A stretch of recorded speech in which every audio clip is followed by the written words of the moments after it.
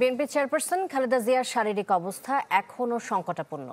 চিকিৎসার জন্য তাকে বিদেশ নেয়ার মতো অবস্থায় নেই বলে জানিয়েছেন বিএনপি মহাসচিব মির্জা ফখরুল ইসলাম আলমগীর। এদিন খালেদা জিয়ার শারীরিক অবস্থার খোঁজ খবর নিতে হাসপাতালে যান বিএনপি ছাড়াও অন্যান্য দলের নেতাকর্মীরা। 3 দিন ধরে এভারকেয়ার হাসপাতালের সিসিইউতে চিকিৎসাধীন বিএনপি চেয়ারপারসন বেগম খালেদা জিয়া।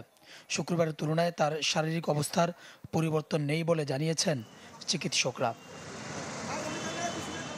খালেদা জিয়াকে নিবিড় পর্যবেক্ষণে রাখা মেডিকেল বোর্ডের প্রধান ডাক্তার শাহাবুদ্দিন চ্যানেল 24-কে জানান, বিএনপি চেয়ারপারসনের শারীরিক অবস্থা খুব একটা ভালো নয়।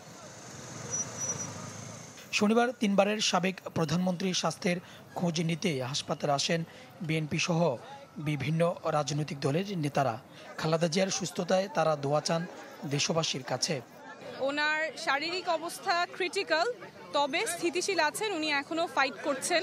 ওনাকে মেডিকেলের অত্যাচারের মধ্যে দিয়ে গিয়েছেন। আমার মনে হয় আল্লাহ ওনাকে হাসিনার ফাঁসি দেখা পর্যন্ত ওনাকে যেন আল্লাহ বাঁচিয়ে রাখেন। দেশবাসীর কাছে, সবাই রাজনৈতিক ব্যক্তিবর্গের কাছে আমরা বলবো সবাই দোয়া করবেন। কেউ কেউ জানান, খালেদা জিয়াকে বিদেশ নেওয়ার প্রস্তুতি থাকলেও শারীরিক অবস্থার কারণে স্থানান্তর করা যাচ্ছে না। বিদেশে নেওয়াটা এখনই নেওয়া যাবে না সম্ভবত, মানে ফ্লাই করবার জন্য যে স্টেবল কন্ডিশন দরকার ওইটা হয়নি। আমরা আশা করছি, দোয়া করছি যে তিনি দ্রুতই হয়তো সুস্থ হয়ে ফিরবেন। তাকে মানে সামনাসামনি কথা বলার সেই পরিস্থিতিটা নেই। আমরা কাছের ভিতর দিয়ে বিকেলে সংবাদ সম্মেলনে খালেদা জিয়ার শারীরিক অবস্থার বিস্তারিত তুলে ধরেন বিএনপি মহাসচিব মির্জা ফখরুল ইসলাম আলমগীর।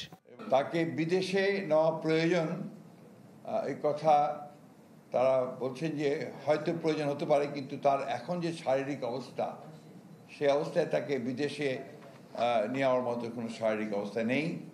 শারীরিক অবস্থা আল্লাহর অশেষ রহমতে যদি স্টেবল হয়, তখন চিন্তা করে দেখা হবে যে তাকে বিদেশে নেওয়া সম্ভব হবে কিনা।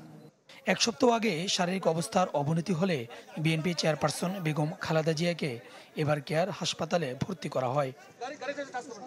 সুলতান মাহমুদ আরিফ, চ্যানেল 24, ঢাকা।